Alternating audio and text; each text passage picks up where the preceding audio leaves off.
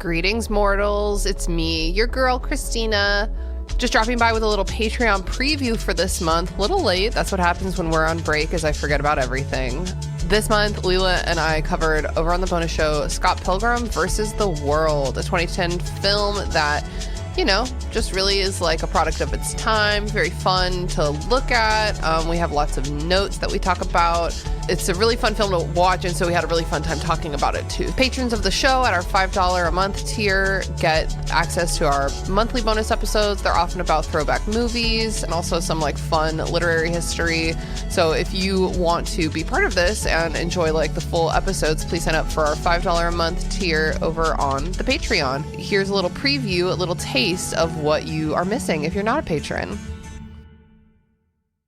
Well, the point of the matter is we all had a Michael Cera. All my friends dated them. Yeah. Either spiritually, physically, or both. Yeah. I think even like guys in bands, like famous guys in bands at this time, were like scrawny and looked like that. Oh, God, yeah. Yeah. Just scrawny boys. Completely. Like little skinny, scrawny boys. Yep. So, oh, God, these ads on IMDb are so big. Can you go away? Okay. So in this movie, we have Michael Cera as Scott Pilgrim. We have Kieran Culkin as his gay roommate. They say it like 4 times. That's my gay roommate. He's gay. They make him the gayest character you've ever seen, basically. I kind of love it. He could be gayer, like in a bad way. Like, I think he's the perfect amount of gay. They don't make him like... They could make him bad gay. He's fun gay. Yeah, he's fun gay. I find him to be probably the most fun, realistic character in this whole fucking thing. I agree. I always loved him. And you know what? I fucking love a Culkin. I'll watch anything a Culkin's in. And I hadn't seen this movie in like 10 years. And last time I watched it, I did not know who Kieran Culkin was. I didn't know there was another Culkin. Yeah. Before I keep going down this list, Leela, we forgot to do like, tell me about your Scott Pilgrim history. Did you just like see it when it came out and you've seen it a couple times? Because that's my history. Yeah, surely that's what it was. It came out in, I think it was filmed in 29, came out in 2010, which honestly felt late to me. I thought it was earlier. You just said 29. It's 2009. 2009. It's a September, October, December, January all over again. Remember when I said that?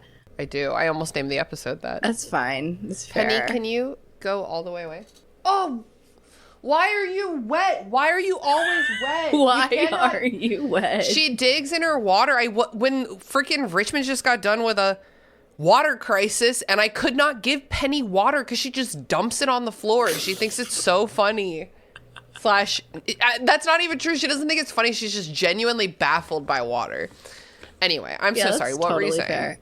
Who knows? I was just gonna say, I just loved this movie immediately. I watched it really into this whole like that whole like hipster rock subculture. Very interesting to me. I was not even remotely cool enough to be involved in it, but I really wished I was. I was just like a loud theater kid, but I really wanted to be more subtle and cool, like Ramona Flowers.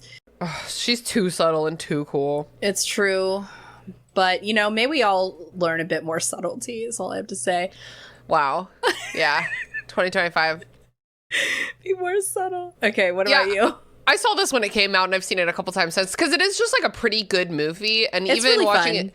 Yeah, it's so super fun, very creative. Haven't read the comic, but even now, like, there's only a couple moments where you're like, ooh, that was very 2010.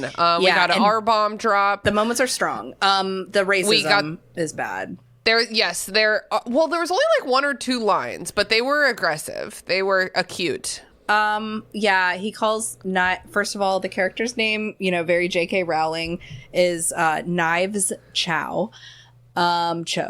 Chow? It's Chow, but it's spelled the Cho. Knives thing is like baffling to me. Chow is, I think, a Chinese last name. But to call her Knives. And then I think that must be because that's what the comic book character's name is. But then also like a character calls her Kung Pao Chicken, which is not nice. Bad. That's so bad. Then also the Indian evil ex-boyfriend does like a very it just does like a really stereotypical kind of like Bollywood-y type move, like dance. I thought that was kind of cool. Oh, did you? I I don't know. It didn't seem offensive. It seemed cultural. Okay. Because if you look at it that way, like the Japanese twins were doing like crazy techno shit that I found to be very Japanese. And I was like, it's a cultural miasma.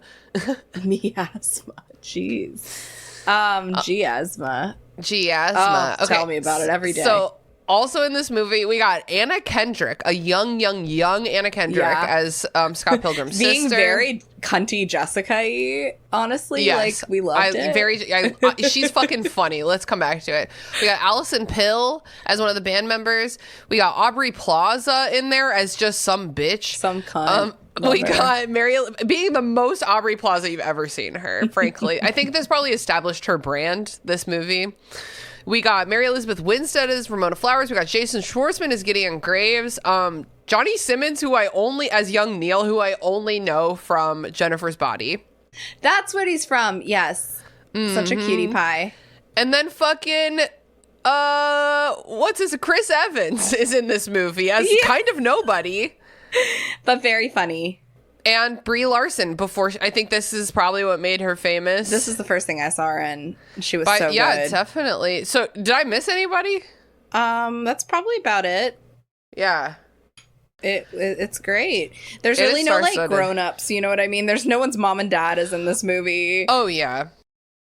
That was our preview of our January bonus episode about Scott Pilgrim versus the World. You know, we're not film critics. We're just girlies having a good time. Also, if you're a patron at the $1 a month or the $5 a month tier, you get access to our Discord server, which is a really fun community where we talk about nerd shit, fandom, video games. We do occasional like games and hangouts there. So definitely consider signing up for our Patreon. It is also the best way to support us. This is a free show, free for you.